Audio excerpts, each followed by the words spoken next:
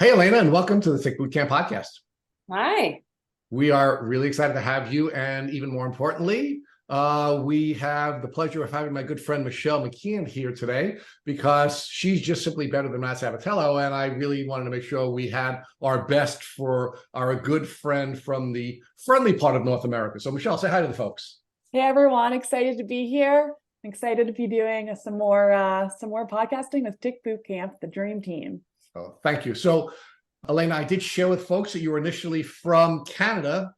Our community knows we consider you folks the nice North Americans. So talk to us about what it was like to grow up in the nice part of North America.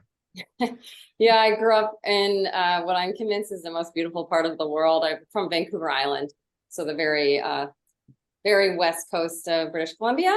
I grew up surrounded by evergreen forests and cold oceans and nature absolutely everywhere at your fingertips. So I'm actually in Victoria right now.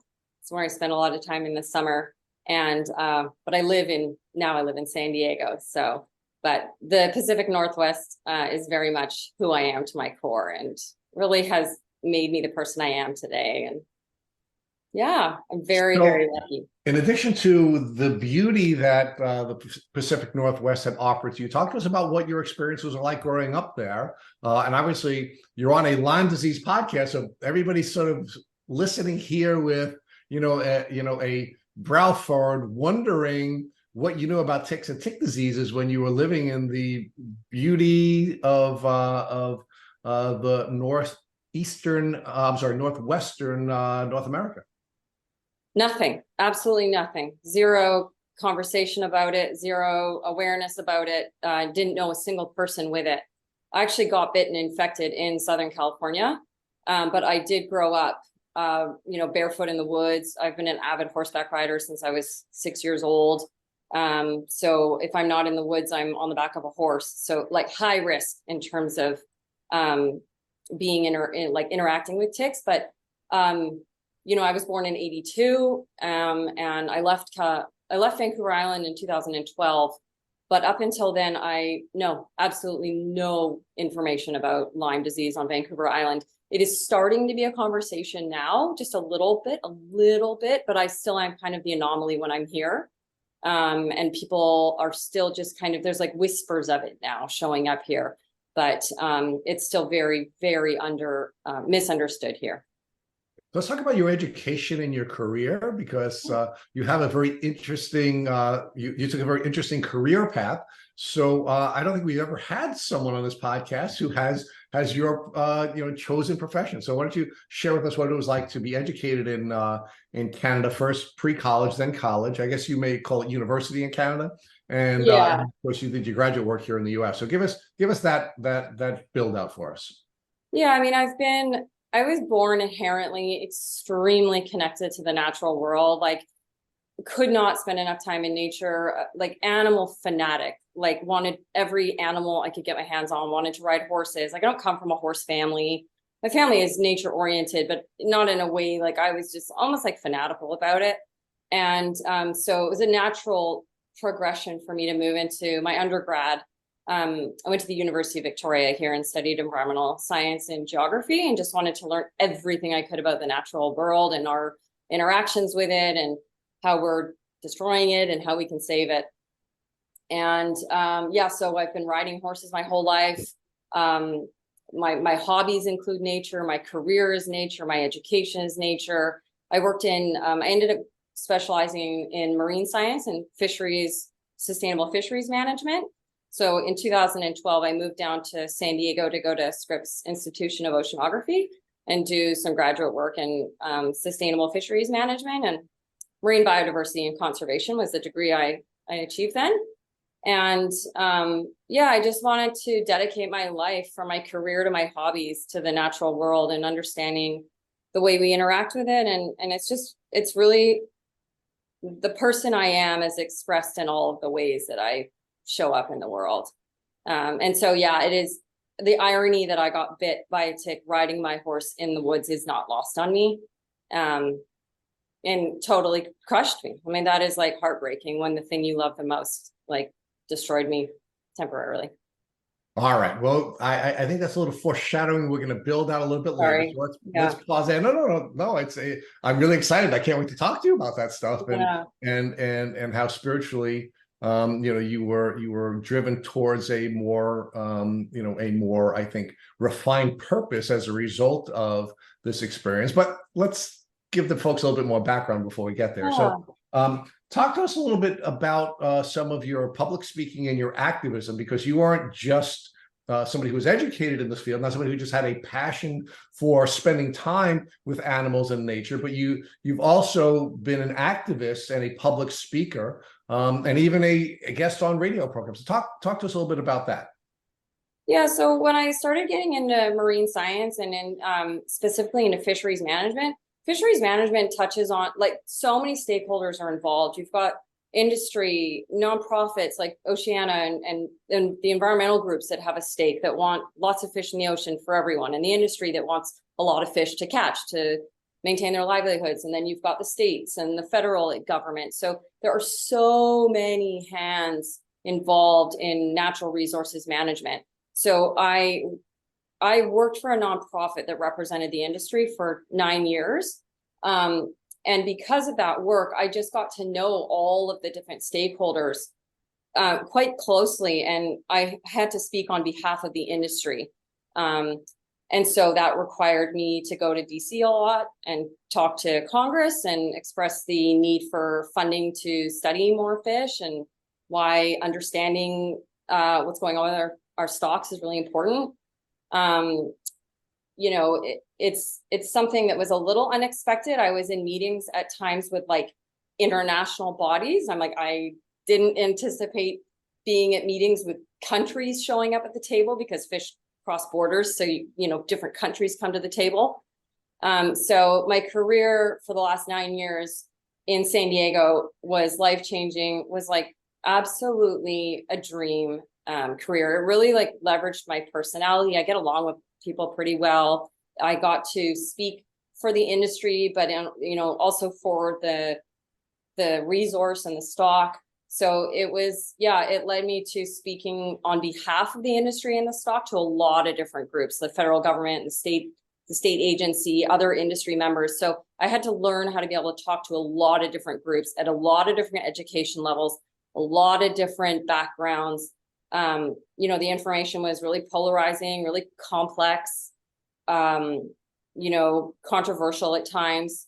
And I was expected to be able to explain really complicated information to, someone who has spent, 40 years at sea, which is amazing. And they have a very different understanding than someone who has spent 13 years in university.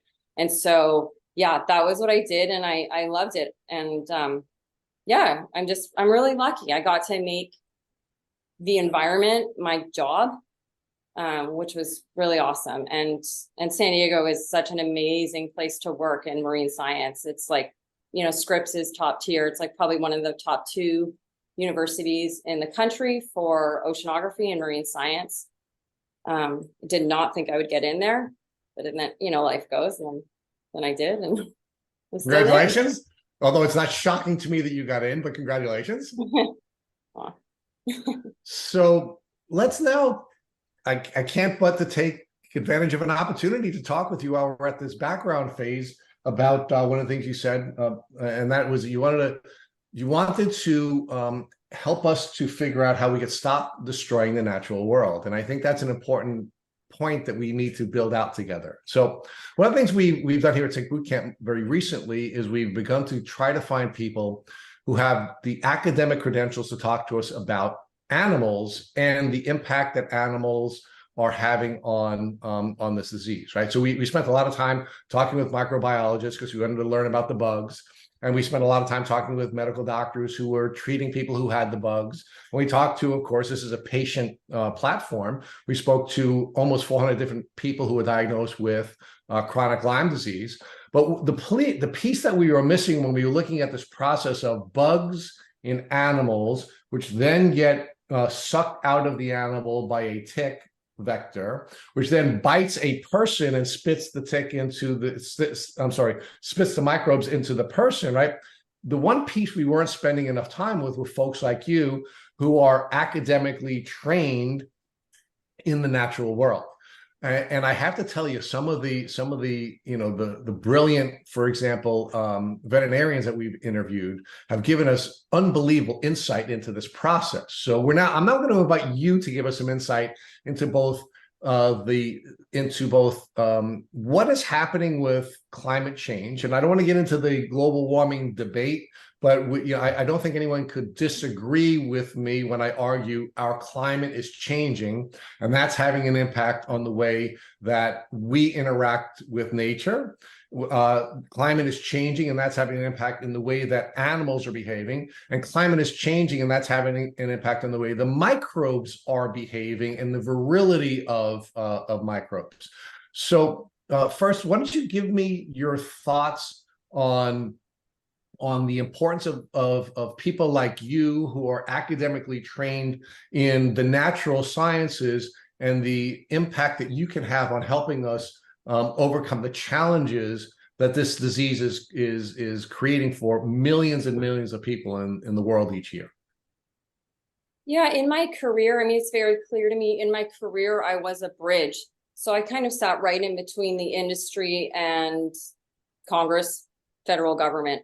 And so that was my skill set, was to be able to make connections between those groups. Sometimes they speak, they don't speak the same language. And so that was what I found myself really good at, which was taking information and making everybody understand and see that together we are much stronger. We can move mountains working together. Groups that generally don't work together very well, when we can find a way to work together and understand we do want the same end goal, like a lot of fish in the ocean. Scientists want a lot of fish in the ocean. Fishermen want a lot of fish in the ocean. So you have to find a way that we both have the same end goal. And you can move mountains together when you find a way to work together. And my boss really showed me that in an incredible way. So yeah, I think for me, where I can find myself helpful in the Lyme world, because this is my first podcast on Lyme. This is the first time speaking on Lyme. Well, welcome. Yeah, thanks. I mean, this is like me dipping my toe in, but I do think that I have a skill set that could be really useful in making connections that aren't necessarily being made. Because like you said, I am trained, I do have a certain background, but I've lived Lyme. Like, I know what it's like. I was taken out so badly.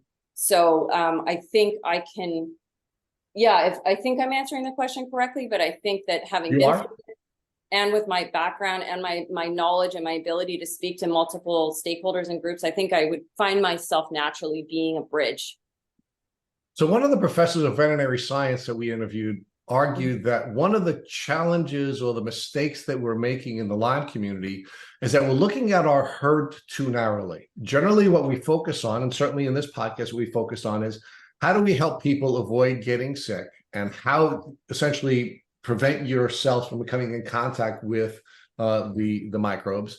And we talked about how people can get better, right? How do we keep our herd healthy? And his argument was, we're defining herd too narrowly, that if we're really going to make a difference in resolving this horrific challenge that we're all dealing with, is that we have to define the herd to include the animal community, right? We can't just be concerned about humans, but we have to expand the herd, and we have to be more concerned about our environment, and we certainly have to be more concerned about the animals in the environment in the wild. So give me your perspective on that. Do you think that that doctor of veterinary science is correct, or do you think we're probably okay, or we're probably wise to just be focusing on sick people in the short term so that we can try to help them just get better? I love that perspective. I wanted to be a vet forever. That was my first career choice. I think I have a unique perspective when I think about, like what you were saying, like keeping people safe from ticks, not getting bitten, and what to do if you are bit. I think I have a unique perspective, and I'm very, very keen on building resiliency because of the way I've seen when a species is at risk, what we do is we work at building their resiliency against things like pollution or warming oceans or overfishing. We address the things that jeopardize their inherent resiliency, because the natural world is so inherently resilient by nature. And I know that we are the natural world. There is no separation. So I believe it. I believe it, and I've been trained to know it, that we as humans, being an extension or part of the natural world, are inherently resilient. I worry about the conversation, like ticks are scary, and I understand that firsthand, and they destroy lives, and I understand that. I also am a little concerned with there's a lot of fear of ticks and like a fear mongering of ticks. And I think it creates a bit more of a divide, like us and nature. And there is no divide, that's perceived, and it's damaging. And so I'm very much concerned, not very much, I'm a little bit concerned with the kind of like fear mongering around ticks and going into nature, because I find so much healing there. That was a huge pillar of my healing. So yeah, if that's, yeah, I mean, it's a little bit of a unique perspective to think about it. And I recognize that it's my training, and I think the way I've been raised and things like that. But if that's sort of what that veterinarian was saying, like, I don't want to separate us further. I don't want to make people more afraid of the woods or more afraid of ticks. I think that we need to address enhance our own resiliency, because I'm convinced, I don't hate the tick that bit me. I am much more upset with the way I was living that jeopardized my resiliency, that I'm convinced made me sick. Okay. And I can't wait to build that piece out with you, but hold on for 1 second, Michelle, and I just want to follow up, because I think there's another piece of this that I want to build out with you, which is there are some on this podcast that have argued that the Lyme disease epidemic is the result of our failure to be good stewards of our environment. That as a result of being bad stewards, and as a result of not being responsible to protect our environment from the changes that we're undergoing, we are finding ourselves with an epidemic that was probably caused by us, because ticks have been biting people as long as there are people. There are ticks that have been found in fossils that are millions of years old. The very earliest humans that have ever been tested, Etsy the Iceman, had Lyme disease, and he's the oldest human that has ever been tested, 3,500 years ago. So we've always had Lyme and the bacteria, and we've always had ticks in our lives, but we are getting sick at a radically different rate. And some of what I know you have an opinion on that from a personal standpoint, which Michelle is going to take you through, but just stay with me on the stewardship piece and why some might argue, and I'd like your opinion on it, that this epidemic is really something that was triggered by our failure to be good stewards. I'm not an expert on the increased spread of Lyme because of climate change. I think that's relatively understood and a given, that ticks are showing up in places they didn't used to be. Correct me if I'm wrong, because of a warming climate. So that's a given. So yeah, I mean, a warming climate is a failure of ours. The train has left the station. The science is undeniable, and this is a canary in the coal mine. One of like 100 million examples of climate related change that we're going to have to adjust to. Some of us are much more fortunate, are going to be able to, some people are going to suffer much greater, and some people are going to be able to ride it out a little bit better. So yeah, I mean, if ticks are spreading further because of warming climates, that's a failure. I mean, like in Victoria, there are deer showing up in town where there never used to be deer. Ever. And there are deer, like 3 deer in my front yard right now. That's probably because predators are gone, like large apex predators, cougars. Massive development on the outskirts of town, perhaps pushing the deer into town. So there's a big concern now. Do we call the deer because they're bringing ticks into people's front yards? Like, I have cats. The cats literally like hang out with the deer. It crosses my mind. That would be a failure. A failure.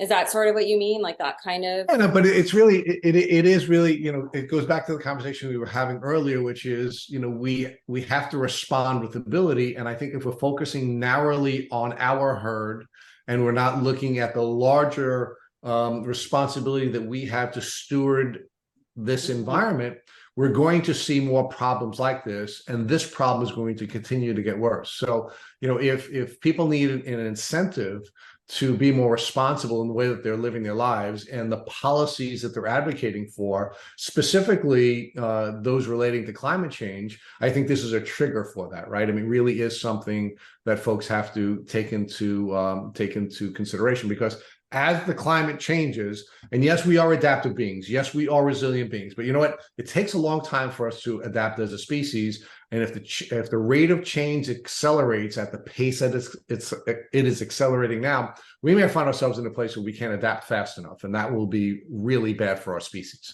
So, we really do, at least I believe, and certainly I've appreciated the argument that was made by many of the experts in the veterinary science arena, that we have to be better stewards of our environment. If we're not, we may find ourselves in a much worse position than we already are. But okay, it's a finite balance, and things are changing. Like you said, it's the rate of change, which is very concerning. So let's come back to your story. I've enjoyed the tangent, but we do want to come back, and let's talk about when you started to feel ill. Before you were diagnosed, but when you first started to feel the symptoms of what you now know to be Lyme disease symptoms. Yes, I was bit in 2017, knowingly.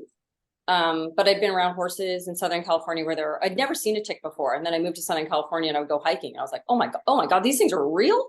Like they were like mysterious little woodland creatures I didn't really believe in. Yeah. So then, 2017, for the next 3 years or so, I had very, I call them like whispers. Like they were like very subtle, symptoms that kind of crept in that were easily written off as stress, because I was living such a fast-paced life. I was working probably too much. I was commuting a lot. It was like a very, very hectic, fast-paced time in my life where my career was, taking off. I was traveling a lot. I was commuting like 2 to 3 hours a day in Southern California traffic. I was quite stressed. And so the symptoms that were popping in, I wrote off as anxiety or stress. And they were so ambiguous that I thought, like, what am I going to do? Go to a doctor and say, my brain feels like it vibrates once a month. Like, I gaslit myself or whatever, I was like, oh, they're just going to say to you, like, what do you mean you feel like your brain's vibrating, girl? Like, what to explain? I'm like, I don't know. And so, yeah, like brain buzzing and vertigo, which I just wrote off as stress. My anxiety started to skyrocket, but that made sense because I had a lot of pressure at work. Numbing, I had numbing all on my legs, went to a neurologist and they were like, your legs are fine. So then I thought I had MS. Like I self-diagnosed myself with like early MS. Numbing limbs. Oh, and then I would just have days where I felt like I had the flu randomly. But I didn't, never like manifested into a real flu, but I would just be like driving home from work and I'd be like, oh man, I got the flu. And then I would be fine the next day. So I just thought they were all so vague and ambiguous that no doctor, plus I didn't even have a doctor in the States. I prided myself on being a person that was like low maintenance, like didn't need that, like go, produce, like be hyper productive. Like I was like very type A, I've been told like a lot of Lyme people get like constantly on the go. So yeah, I actively ignored.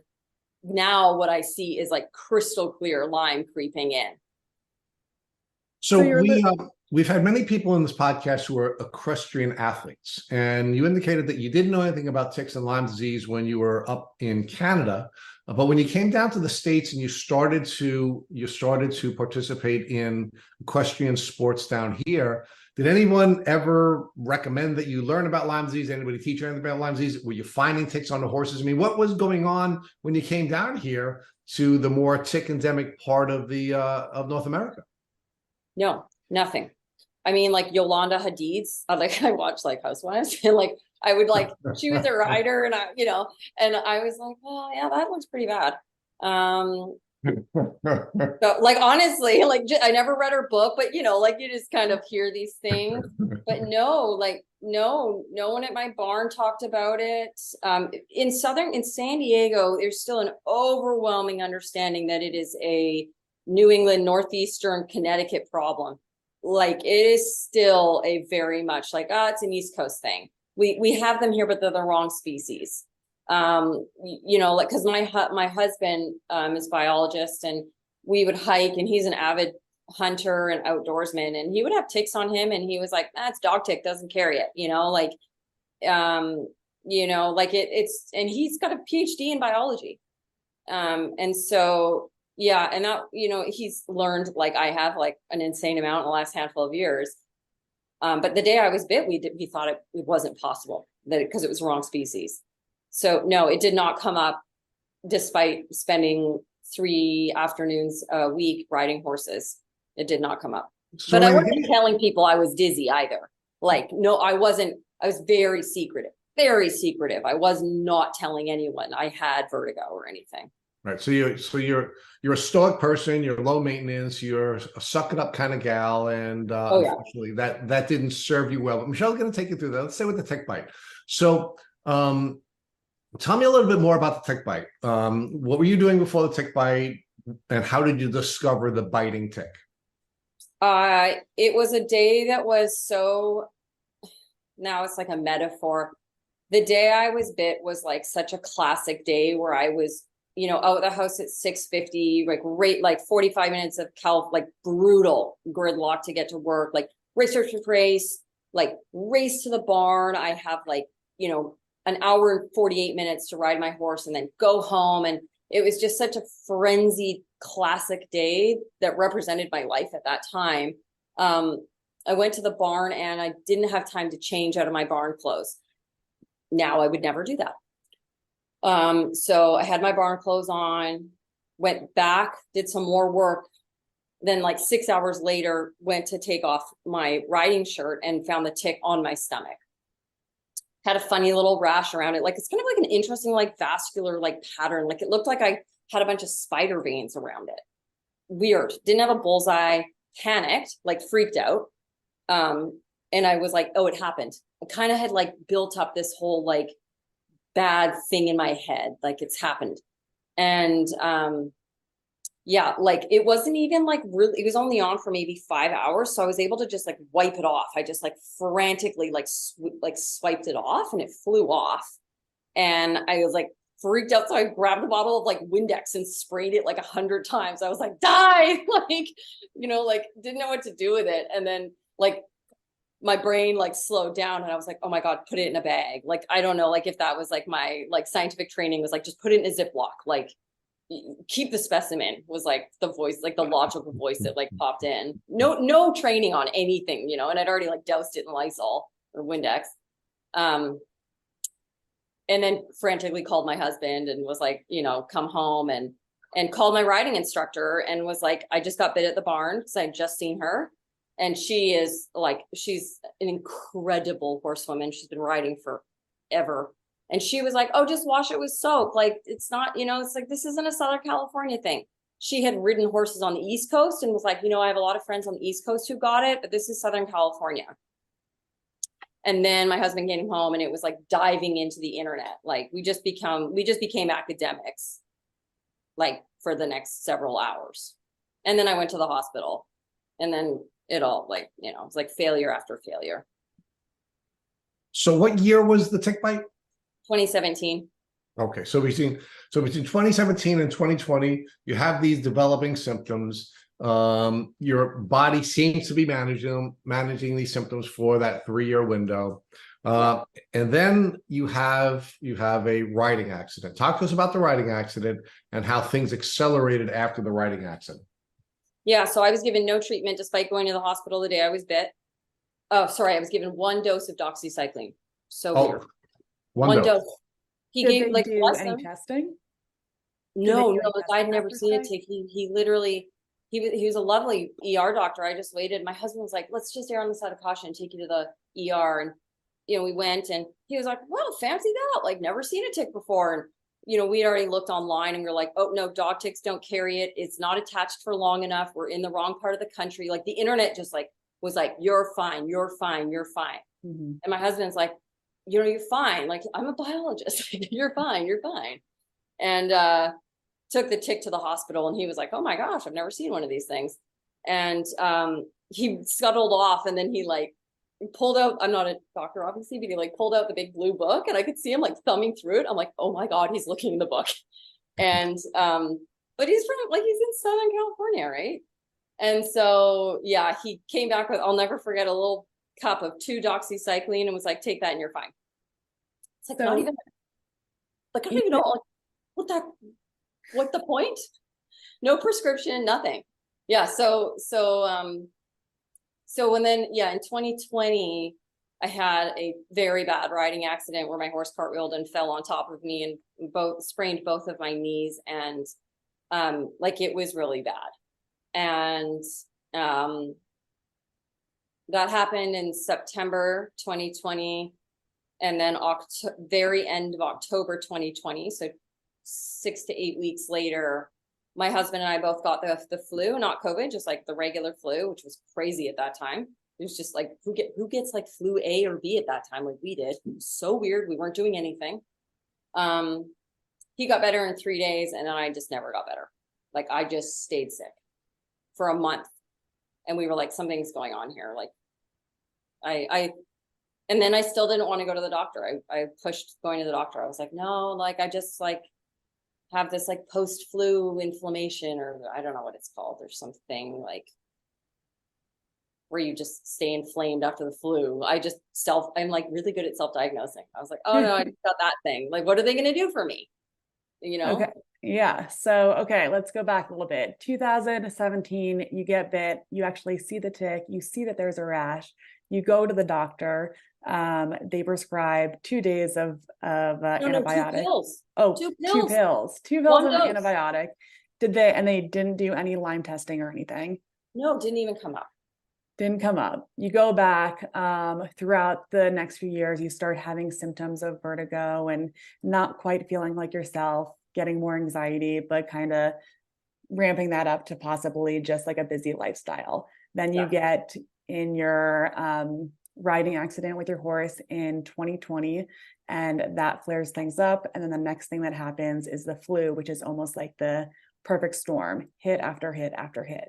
And you're just not getting better after this flu. What are some of the symptoms that came after the flu and that kept you from being continuing to be sick? My most dominant symptom that I've had since that almost 3 years ago has been body aches. That horrible feeling you have when you realize you're getting the flu, when you're like at work and you're like, oh man, like everything hurts, your skin's prickly. That has been hands down my most consistent, like brutal symptom. So the body aches just would not go away. I didn't really have much of a fever. Like I had the like 3-day flu where I was like raging fever and all those things. But then when that went away, it was just a general, like I actually thought I had fibromyalgia. I was like, okay, I guess I have fibromyalgia, because my mom was diagnosed with that when I was like 15. She had fibromyalgia for like a year. And so I remember thinking, okay, I guess this is genetic. I guess I inherited fibromyalgia. I just have general body aches. The vertigo would come and go, but I thought that vertigo was something that was like would baffle any doctor. So I just kind of thought, this is like the vertigo I've had. Numbness, like numb limbs, then like the creeping in, like the burning hands, stiff neck, and all that started to creep in. Okay. So, and then what's this time frame? You have oh, okay. Like I got the flu Halloween weekend 2020. And for a month, I went from like running 10K, working like 50-hour weeks, like riding 6 horses a week, like all of it, to I would try and go for a walk and I could barely walk 5 kilometers. And I was like, okay, like this is odd. I'm such a high energy, strong constitution, go-getter. And I would just like push, like I was like, deny, deny, deny, like you're going on a walk today and you're walking, like you can do this. And I would be like destroyed after 5 kilometers. So someone who's pretty type A, go, go, go, and just kind of like pushing through at this point where you can't really push through even when you're trying, what's the next thing you do? Were you going to doctors at this point? Were you talking to your family? Yeah, what was your No, next I step? drank more water and took a multivitamin. I literally was like, okay, drink more water. I already drink a lot. Take a multivitamin. I would never tell my family. It was COVID. They were in Canada. I didn't want them to worry. Like, what are they going to do? I've been like historically really secretive. So not in a bad way, just like such like a keep my stuff to myself type of person. So no, I literally remember taking a multivitamin and being like, well, hopefully this works. And that's and my husband was surprising. like, you should probably see a doctor. Yeah, and that's surprising if your mom was diagnosed with fibromyalgia. It makes me wonder, does she have possibly a history with tick-borne infections? And then even having those similar symptoms, yeah, it probably was a lot for you to kind of hold it in and just try to ride this out every day, but really feel like your body's shutting down. So here you're at this point, you're talking to your husband and he's kind of like, all right, like this has been going on for a while, drinking water, it's not working. Like, what are we going to do? He was the one who's like, I think you really need to make an appointment. Just do like it was COVID, peak COVID. California was crazy. It was like 50,000 cases a day. Like no one was doing anything. So he was like, just make a Zoom call to be 10 minutes. And she was like phenomenal. I totally downplayed it. I was like, yeah, I've just been feeling really sick. Like this flu is not going away. And she was like, she like picked up on it within like 7 minutes. Which you were one of the lucky ones. Oh my God. Yeah. She was amazing. She was like horses, outdoorsy, Lyme tick, like tick bite. Like your neck is stiff, your feet are fluey. Like she was like, you need to get a Lyme test. And I was like, no, I don't. I do not need a Lyme test. Did not want to know. Wow. Okay. So you have this great doctor who is able to really look into the past few years and figure out what has happened. And then what goes on from there? Did you get certain tests? What type of tests did you get? Did they just test for Lyme or did they also test for co-infections? So she wasn't even I'd never met this doctor before. Like this was a urgent care. It's called walk-in in Canada. So urgent care, like this woman had no, like this clinic doesn't have much history of me. I would go to them occasionally. So she was amazing. She was like, and I think she could feel my resistance probably. I didn't want to, I already had, so starting to build in my head all of these like narratives, like Lyme is going to destroy your life. So I just wanted to deny it. And she was quite gentle with me and was like, it's just a simple blood test. And if it's just a simple blood test. So I got the simple blood test. And I remember waiting in line because everyone had to wait outside. And I was like, I just felt like, I was like, this feels like day 2 of a flu still. And it's been, a month and a half or whatever at that point. So yeah, I just got I didn't ask any questions. She was just like Western blot ELISA, I guess. And I knew it when she called me and said she needed to make an appointment to talk about the results. And I knew it. I'm like, okay, it's done.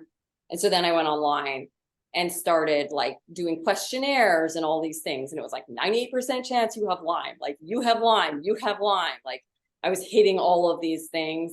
And so then I spiraled and started to like panic. But then she did call me and yeah, she was like, you absolutely have Lyme. Okay, so you get tested. Was this just like you went to LabCorp or did you get testing from like IGeneX or Vibrant or any of these specialties? LabCorp, like most basic, off the charts on those ones. Like it was flowing in my body. Yeah. And I feel like as terrible as Lyme disease is and like horrific of a situation, like out of the terribleness, you actually were kind of on like, out of all the bad, it was like a little bit better than what it could have been. Oh, I mean, thank God for that woman. Yeah, having a doctor who caught it right away, and then not even getting a test done from like a very Lyme literate laboratory, just general That came labs. later. So I have done all that later, but the initial diagnosis was just LabCorp. And that's where a lot of times it's missed. So many times people go years and years and years. And fortunately for you, it was caught earlier rather than later. So you get your Lyme score. And then what about co-infections? Did she test any co-infections? No, that wasn't even brought up. She said, she was definitely more lit in hindsight now that I've lived it for years. She was more literate than like probably your average San Diego GP, because she said like, based on, and I didn't know what she was talking about, based on what I see here, it's looking a little bit chronic. She was being very gentle with me. And she said, I'm going to give you 10 days of, it was either 10 days or 3 weeks, I can't remember, of doxycycline. And she said, and there's a doctor at our clinic that is more versed in Lyme, and he was from the East Coast. And she said, I think you should, if you don't feel better in 10 days, then you should make an appointment to see him. And yeah. And that was great. But that was the moment I hung up with her, I made an appointment with a Lyme literate doctor. I just hung up the phone and was like, all right, I'm finding a specialist, like immediately. Yeah. So that's really interesting, because if you were just bit, that may be recommendations of like go on antibiotics for like 2 months, and they're not even giving you 2 months. But this is now a few years. This is now, it's 2017. Now it's at the end of 2020. So it is at a chronic state. And so at a chronic state, just like a few weeks or a few months of antibiotics are definitely not going to cut it. So you did great, and then made an appointment with a Lyme literate physician. And then what happened from there? Yeah, I mean, like the emotional toll was just, I was like devastated. Like I was like in total fear, like consumed in fear. And then all of the headlines, like you're going to be like ruined. Like, it's just like, it was such a terrible few days. I called, because we're in San Diego, and I was like, okay, well, at least we're close to like LA. There's, we live amongst tens of millions of people. Like there are going to be the best doctors in the world here. And I don't really know why. Like, I didn't think to go. I have access to like work, like to phenomenal healthcare. And I didn't think to go to like Scripps Torrey Pines. Like, these are like world famous hospitals. I was like, no, go to like I went online and it was like Lyme Specialist LA, Lyme Specialist San Diego. I don't know why I followed that, just knowing. And, yeah, so I talked to a couple of clinics in LA, and it was quite overwhelming. And I was like, oh my God. And then the one in San Diego, Dr. Nicola Ducharme, she happened to be like 15 minutes from my house, and had an opening like 4 days later. And this was like a lifeline. I was like, okay, like at least I can like, hang on for 4 days. And her, her website was like pages and pages of Lyme treatment and success stories. And so, yeah, I just leaned hard into her. I took the doxy. I kept staying on the doxycycline that the doctor had given me, and with no like understanding of like might make you feel worse. And like I was expecting it to be some lovely little linear healing, like when you get strep throat. I was like, oh, I'll feel a little bit better every single day. And like 4 days on doxy went by, and I was like, no change. It's like so confusing. So yeah, and then Dr. Nicola got me to do, she was lovely. And I have the first conversation with her recorded, which I've listened to since. And her words were like, there is no question you have Lyme. Like she's like looking at the LabCorp. She's like, there is no question, your symptoms and your labs. But then she taught me about co-infections and immediately got me tested, like through IGeneX for co-infections, which I had a bunch, obviously. And yeah, I stayed a little bit. I'm very like aware of like, I'm not hanging out. I wasn't even then. And I never ended up doing like I didn't really go onto Lyme forums. Like I'm very, very, very careful about what I read online. I didn't want to like pollute my mind with more anxious thoughts. I was so nervous. My sweet husband like phoned their office and was like, be gentle with her. She's like so scared. And like, I'm a pretty confident person. I show up like, and I was just like, I was like a shadow of myself when I went to her office. And so she was like super sweet with me. I think the Babesia was making my anxiety. I was nuts. Like when it came to anxiety, I was losing my mind. But yeah, so she's amazing. I can't say enough positive things about her.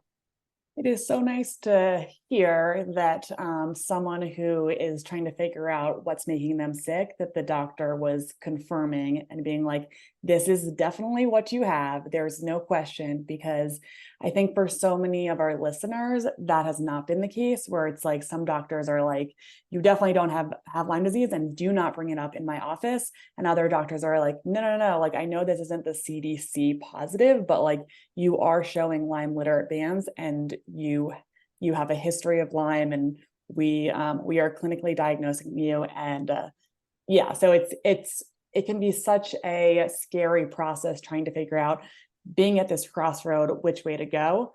And it's nice to hear that you had a physician that was like, this is what you had, even though it's not something that you want to hear, but that a doctor has your back.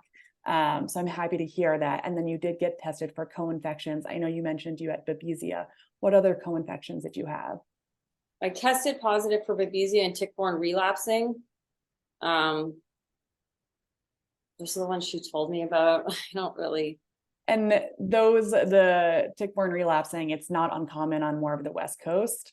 So I'm in Colorado, and I see that a lot more with my clients on the West Coast than I did with my clients on the East Coast.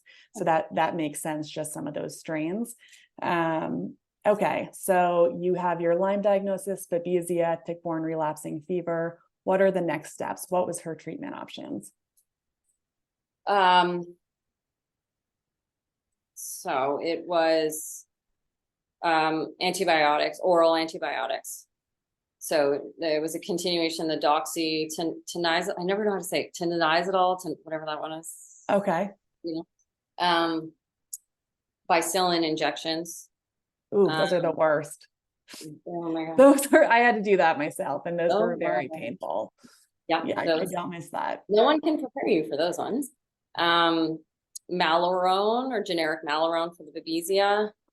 Slew of antimicrobial, like tinctures and herbal supplements. So supplements, IV ozone, IV vitamins, infrared sauna, and then drastic diet change. Like I cut alcohol, obviously. I was like not interested. Caffeine, dairy, wheat, gluten, like sugar. Like I was like sniffing chocolate. It was like there was, like on Easter, I literally sniffed my husband's chocolate egg. Oh my God. So I was eating just like organic meats and vegetables and fruits, and like just a very earth-based, like holistic type diet. Nothing like crazy. I just removed all of the stuff I already knew wasn't good for me. Yeah. So you're going all in. You're doing all body approach. Okay. Yeah. So committing to the diet, only sniffing chocolate, not putting it in your mouth. And then also doing antimicrobial antibiotics, antimicrobial herbals, and then detox therapies such as ozone and IV vitamin infusions, things like that. And that was all her recommendations. Killing and detoxing. And how are you feeling?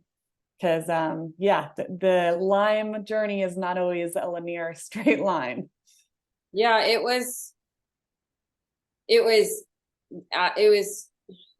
like words diminish it. It was horrifying. I was so sick. Like I use this example all the time because I think I went from, I would get up, I would work, I would ride horses, I would run 10K, I would make dinner, I would clean the house. Like I was that person. Mm-hmm. And I was like, and I look nice. Like it was just mental. And then when I was my sickest, like after I started the treatment, she warned me about herxing, but like no one can like warn you enough. Especially I didn't ease into these things. I left that appointment and did like, I'm so that person, right? Like I left that appointment and everything started that night. Like it was like Excel spreadsheets for my medicine, like, like Post-its of like inspirational quotes over the house. Like I was going to heal this in 3 weeks. That's what I was decided. I was going to do this in 3 weeks. And so I clearly, my body, like I crashed for probably 4 months, 5 months, where, yeah, like the example, like I couldn't wipe the countertops down in the kitchen. Like I would stand there and I'd be like, oh, I need to wipe down the counters. And I'd be like, no, can't do it. It's like, too bad. Can't do it. Like went from walking 10K and riding 2 horses and working in one day to, I could maybe walk to the end of our driveway, maybe to the neighbor's house. Like Zoom, like FaceTiming my family was like running a marathon. It was so exhausting. I was in too much pain to read. I crashed from like January. So I met with her in December, and then January, February, March, April were like the dark times. It was COVID. So I was so fortunate because my husband and I I adore him, and we're like, have a really, like, thank God I would have probably died without him. We were home alone and it was COVID. So we were just, I didn't have like fear of missing out. Like work wasn't happening, travel wasn't happening, nothing was happening. That I was very lucky. It also made it so I hid it from everybody. I hid it from everyone. I didn't tell my family, nobody but my husband knew. So yeah, those were very bad days. And then I ended up being one of the people that had a terrible reaction to the sun. And so I'm writing a book about, like, I've written a book, and in my book, like the chapter on the sun and being in Southern California and not being able to be in the sun when you're on those antibiotics was one of the most grueling things I've ever gone through. I mean, our house, and we have this beautiful southwest facing home on the top of a hill with windows. The whole thing is windows. So I had to just have the windows closed. I couldn't sit in our living room. I would just like hole up in our bedroom with the windows drawn. Yeah. So no, those were horrible times. So going from go, go, go. Yeah. So going from go, go, go to really having to stop your life. How was that? Like, I know COVID is during this time. Did you have to tell work and take a medical leave? Like how did that all transpire? My boss is like family to me. He's been one of the most important mentors of my life. Like I said, like I am really good at keeping things close. Mm-hmm. And so I would like reserve, like any energy reserve I had, I used to punch out like some work. But I used like COVID again, like we weren't going into the office. And so like I was at home, like pushing through debilitating pain to try and do some work. So you're still working and I dropped down from full-time to contractor so I could work when I was able. Yeah, work plummeted. And yeah, I would still have to do Zoom meetings, and I would just like find ways around it. I just like wouldn't have my camera on, and I just became less engaged. I wasn't seeking out new projects. Like with the position I was in, I was doing like a lot of like seeking out grant funding, and I just kind of stopped doing that.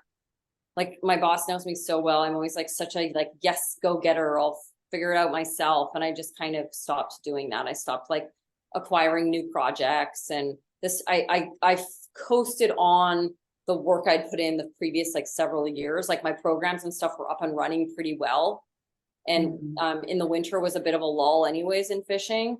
So I was able to, a lot of like, hate to use the word like lucky, but a lot of things kind of worked out for me. Like the COVID thing, work being a little bit slower in the winter anyways.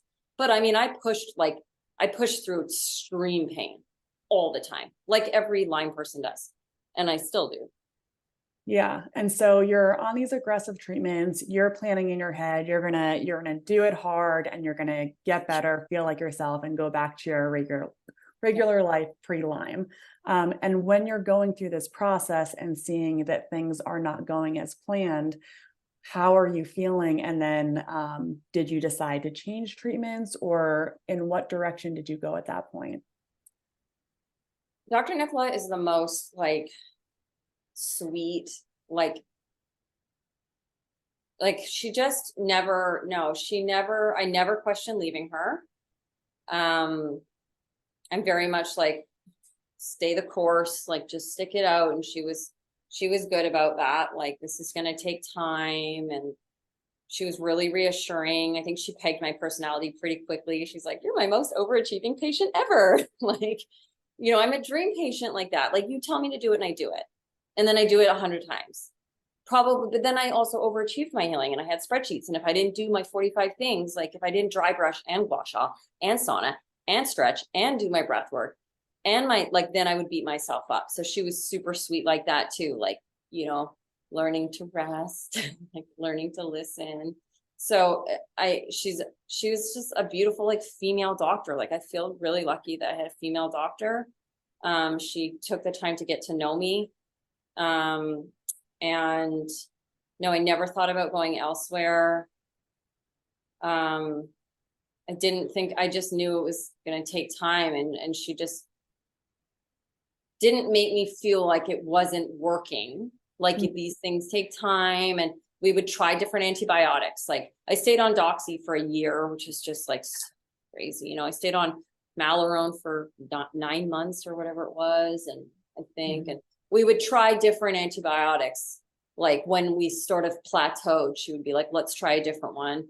Bicillin gave me like a herx where I actually thought I was dying. Like, that was the day, like, there was been one Lyme day in my life where I thought I was probably dying, was when I herxed off Bactrim. Bactrim, okay. Oh my God.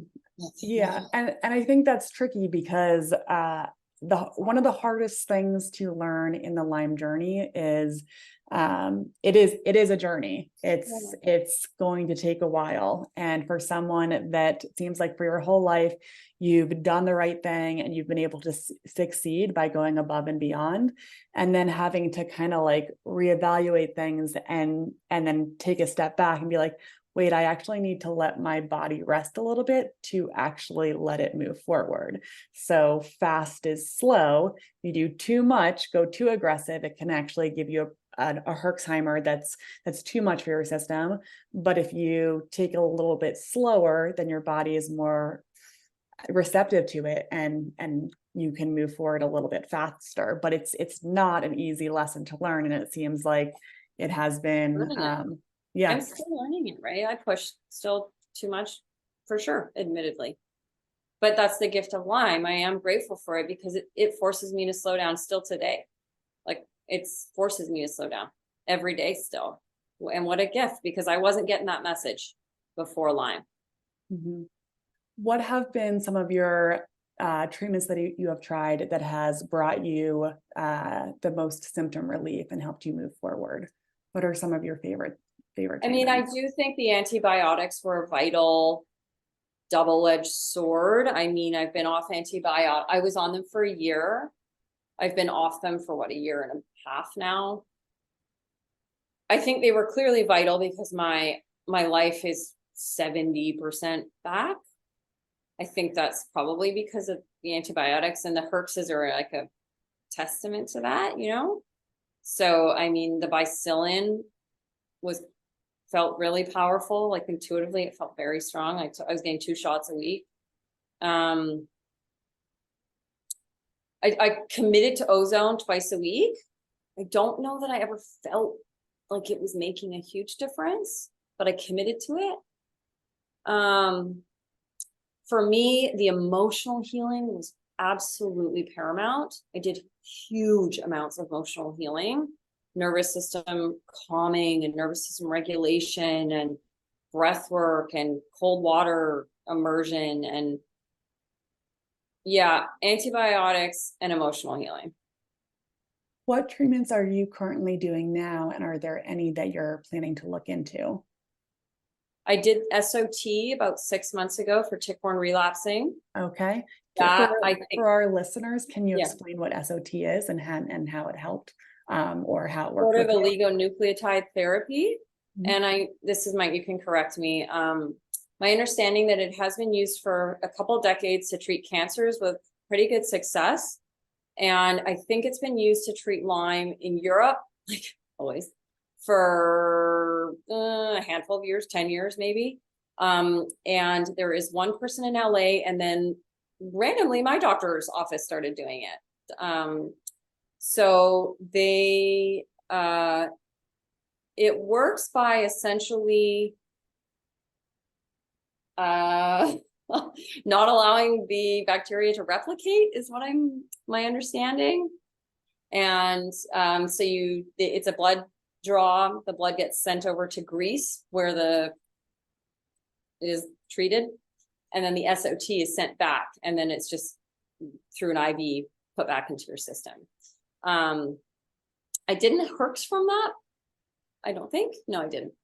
But I did notice like quite a jump in like a jump back to more normal after. Like I know so many people listening feel this, like you kind of get lost in it. You're like, wait, what was I like last year? Like, I'm like, was I exercising last year? Mhm. Was I get lost in it. My husband's like pretty good at that. He's like, no, you've been doing a lot more since SOT, but it's so subtle. And it's like, right, like which one, what is it? Is it the SOT, or is it that I sauna 4 days a week now? Or is it that I'm like less stressed than before? Or is it that I like finally had that difficult conversation with the person I needed to have? Like, I feel like it's hard to pinpoint. And I remember someone being like, it's never a silver bullet. Absolutely not. I've done so many things, and healing from Lyme, it's like, you want it so badly to be like one thing. And I just have never found that to be the case. And I have never talked to anybody who that has been the case. So Yeah, I agree.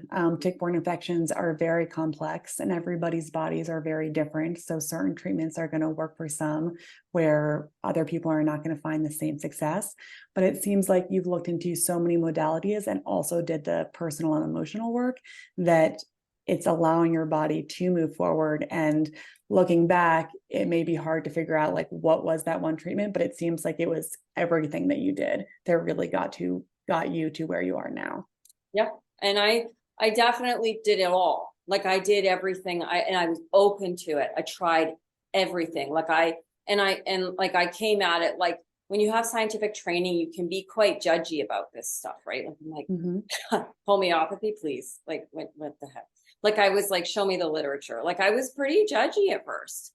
And now I'm like, I don't need empirical evidence. Like, if it makes me feel better, it works. Like, I've changed so much now because of it. So yeah, but I have done a lot, and I continue, and I'm super committed. My life depends on it. My ability to like thrive depends on it. Yeah, but I've tried a lot of stuff I would have thought was like woo woo and weird and cringy. I've just been really open to. I've been extremely careful about what I surround myself with, what I consume, like what I listen to, what I eat, what I watch, who I'm around. Very discerning about that stuff. I think that's really important because not only do we need to worry about toxic things in our environment and our diet and things like that, but also people.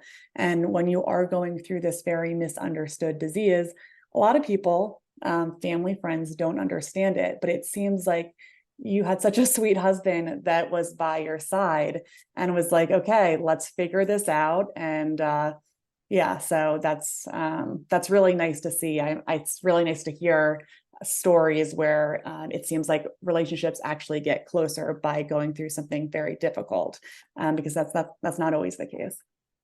He's been, I actually cannot fathom what people do solo. I do not. It would have destroyed me. I would have probably had to move home, and that, I mean, I don't know. I actually don't know, but I couldn't have because the borders were closed. I don't know what I would have done. So now, sorry, I didn't mean to interrupt you. No, that's it. So now you are you are moving forward. You have found treatments that are working for you and helping maintain and manage your symptoms so that you can have a happy and healthier quality of life. Where does this environmental side come in? Are you still riding horses? And I know you have such a passion for the environment, but having a tick-borne infection, I would love to hear your perspective on this. Yeah, I'm not riding yet. I still don't feel well enough to ride the way I used to ride. I could, but then it would be like, that would be my like reserves for the day. So I have to very much balance that. Like if I wanted to ride, I would probably need to spend the rest of the day like doing my healing, like having like going cold water swimming or sauna or stretching or like, you know, buying back that exertion, I guess. So no, I'm not riding. And that's it's sad. It's just, you know, went from a huge part of my life, but horses are there if I want them, and they're not going anywhere, and that's okay. For the environmental piece, it was such a beautiful, unexpected, totally unexpected gift of Lyme. Like I truly did not anticipate furthering my understanding about, when I got sick, it was all like medical approach. Like, okay, what are the medicines I'm taking? And then within a few weeks, I was like, oh dear, I'm going to have to address my emotional healing if I'm going to heal this. And then that became like my whole thing. Like, okay, like, and I threw myself into that, like the books and the podcasts and the life coaches, like just gonna do it. That's hard to do. Pardon me? That's hard to do. A lot of people, it takes them a while to not only look at the medical side, but also look at like the interpersonal and emotions. So that's pretty impressive. You were able to really do all of that in a shorter period of time. Yes, I'm impressed. Yeah, I do think like when I was thinking about like what would a listener get from this, it's like I was so sick and I got better quite quickly given how sick I was. Like I know like when you're talking about Lyme, like some people are like, oh, I just had to work out a little less. I'm like, what? Like I couldn't put my shirt on, you know, like really bad. And then like to be living the way I'm living now, like it's good. Like I'm good. Still hurts a lot, but I'm pretty good. Yeah. And like, so yeah, like I definitely think I healed quickly because I did the things I did despite pain. Like this wasn't like I was in pain doing a lot of this all the time. Like healing is super painful emotionally and like physically. Like sit in a sauna when you feel like you already have the flu. Like those first several sauna months were brutal. But yeah, so the environmental piece came in quite strongly. Only recently did I start putting these things together because I'm in the process of editing my book. And I was like, this is so amazing and so unexpected because I spent so much of my career and my education, like really quite upset about the state of the natural world. And like, man, humans, like, this is so bad. Like, what are we going to do? And worked like super low level, like nonprofit, like door knocking, like donate to this wetland restoration. And then like I've worked in profit driven corporations for the environment. And then I've worked, like I've been a very integral part of changing laws. So I've seen all of the whole thing, like the whole different spectrum. And I still never understood. I'm like, okay, like how do we make people care and how do we solve this environmental crisis? Like, despite all of my experience across the board, I still didn't know what it was. I was like, is it top down or bottom up? Is it a combination? And I just like never felt like I knew the answer to that, despite like 20 years of work and education in environmental resources management. Then I get sick from Lyme. And like, I come to this answer that I'm like, oh my gosh, the only way we're going to solve the environmental crisis is to heal ourselves. It's the only way. Like we have to heal ourselves, not just from Lyme, but we have to heal ourselves from all of the like trauma that's rampant in like greater society, because healed people like equals healed environment, you know. Environmental degradation is self-destruction. And I used to like, I studied those things and I used to kind of say them. And now I like feel it and I know it. And I realized that the people that were like my life coaches that I've worked with and my yoga teachers and the therapists and the breathwork instructors. I'm like, these people are like environmentalists and they don't even know it because they're healing people, and healed people are what's going to solve the environmental crisis. So like had these like epiphanies, and like it's so cool because these are epiphanies I only came to through Lyme, which I got from an insect in nature. Like it all feels kind of perfect, and like it was like, it does feel almost like romantic or something, even though it was like so terrible. Yeah, So yeah, it's something I write a lot about, and I'm still like hashing these thoughts out in my head. But it's where I want to help people, because like I know that healed people are the best thing for the planet. Mm-hmm. It seems like it's changed your outlook on a lot of things, and just seeing it from a very different perspective. Earlier in this conversation, I know you and Rich were talking about the environment and how, people used to be bit by ticks all the time, but now people are getting a lot sicker. And I think that there's so many factors that play a role in this. So yes, ticks are more toxic, but why are they more toxic? Because of our environment. And then also, it's not just the outside environment, it's the inside environment with mold, and then outside pesticides, things like that. But I would say the silver lining is when you're healing, I feel the best and the most grounded when I'm in nature. So, a lot of times people are like, do you hike? Like, since you had such a bad case of Lyme disease. And I'm like, yeah, like I live in Colorado and hiking is one of my favorite things to do. And I take the precautions so that I'm smart about it. But nature is very healing. And that's kind of where this comes full circle. Yes. Yep. Absolutely. And I address those things. Like we were talking about resiliency. Like I'm thinking about the things, like as people become more, like are bitten more often, whatever it is, like we're seeing more Lyme, building that resiliency within people. Like there is a whole, I understand like keeping ticks at bay and checking yourself and all of that stuff, which is what I was saying earlier, but building resiliency is like how we solve environmental problems in many cases. So I really think we need to build resiliency. And I did that by addressing those things that were the most damaging to my personal resiliency, which was like people pleasing and over extending myself. I never said no. Like lack of self-confidence, lack of self-worth. Those things like made me a less resilient person. Like I would say yes to everything and then be like resentful about it.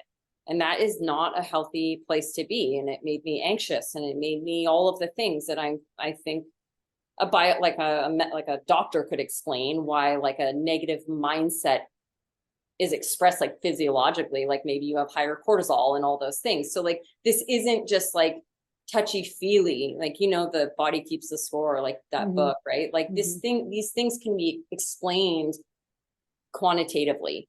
That's not like my area of like understanding, but I've read a lot of the books, and so I've come away with like general understandings of these things.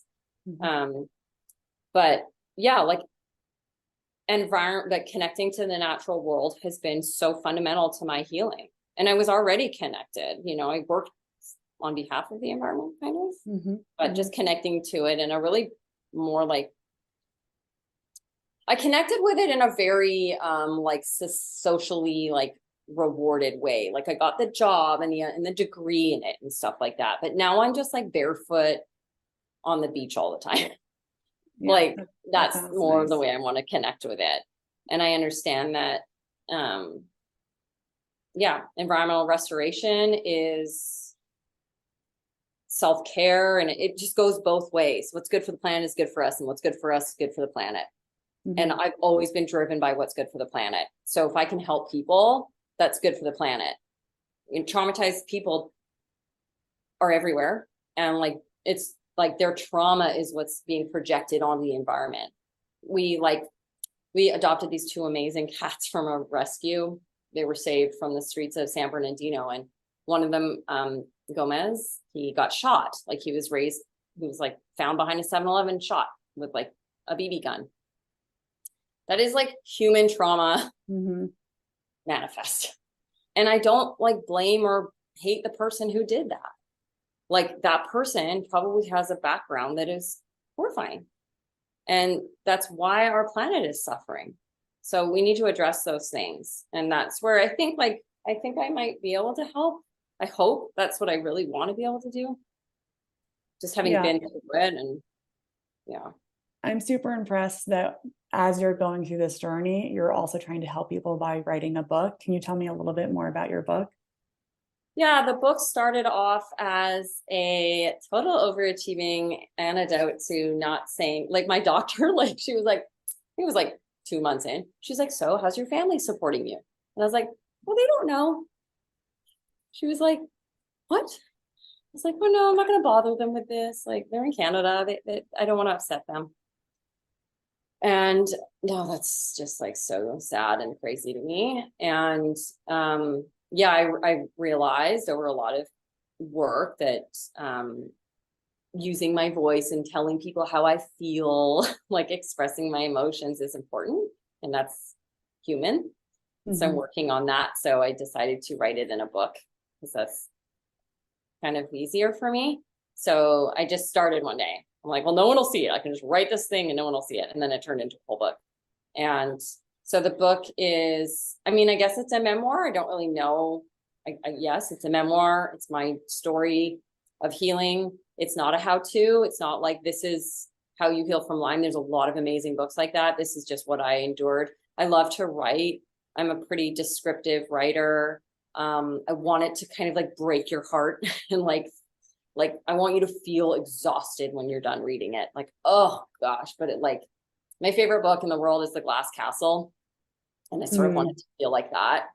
And as I'm editing it right now, I'm sort of like really infusing the environmental part into it that wasn't really in it in the first manuscript. So that's it. But you'll learn a ton about Lyme, a lot about emotional healing. Like it's not necessarily just for Lyme people. Like if you know, if you're an overachiever or people pleaser or any of those things, it'd probably be super helpful. If you care about the planet, if you like cats, I don't know. Can I ask how it's been writing the book? Because I feel like I've often thought about writing a book and I've started, and sometimes it's a little triggering where I'm like, this was such a nightmare to go through. And like, I can't believe like reliving it. But then other times it's super therapeutic. So I was just curious on how it's been for you. Yeah. I'm deep in editing. My editor is phenomenal, and Ruby Warrington. She's absolutely incredible. We're first round right now, and there's an entire chapter she has fully edited, and I need to do a ton of responding to, and I just passed by it. I'm like, nope, like not reading that one again. That's too awful. Like I'm literally like bypassing entire chapters because it's too upsetting to look at again. I will look at it. So yes, and yes. Yeah. It's a process. You just can't believe it. You're like, what? Like, oh my gosh, I can't even believe I did that. Like, there's some passages where I'm just like, oh my gosh, this is nuts. Yeah, it's like living in the Twilight Zone, but it's your actual life. And a lot of people. Yeah. But I do want it to be hopeful. That's the thing where I was very cautious with the like forums and stuff.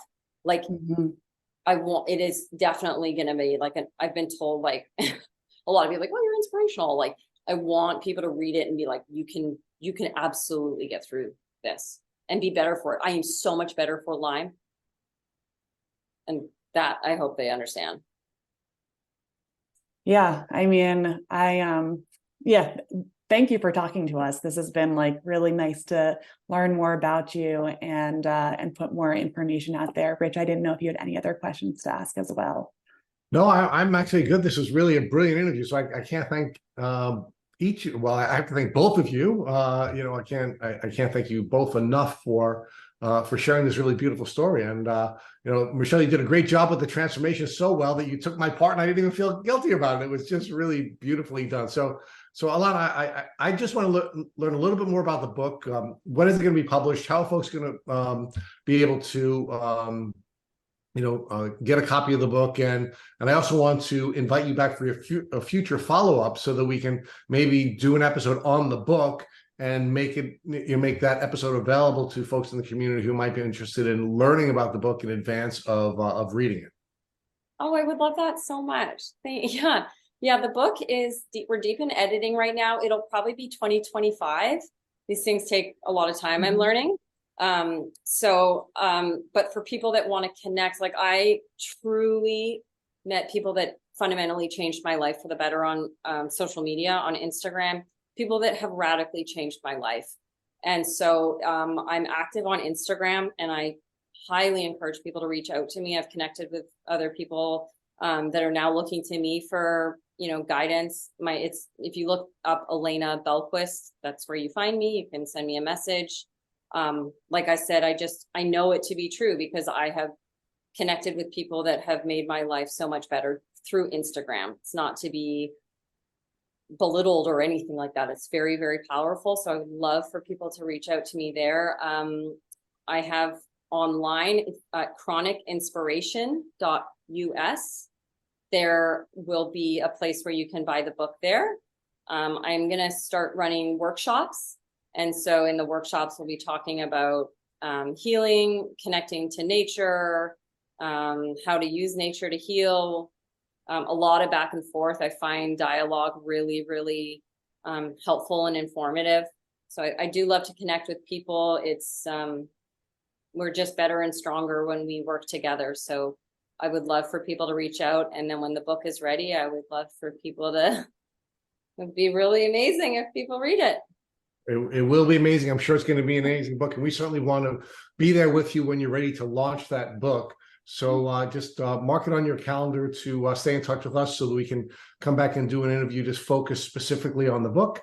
And folks, again, I know everybody in the community needs models, right? We need people to look to so that we can find shortcuts on our journey. And I can't imagine there are two people that are any better than Michelle and Alayna for serving as models, because what we always want to do is you want to find somebody who's just a step ahead of us so that we can learn from that person. And of course, when we are in the community, we have the responsibility of sort of helping the folks who are a step behind us so they can shortcut their journey. So I thank the two of you for spending so much time away from your families and spending time with us here at Tick Bootcamp. Thank you very much.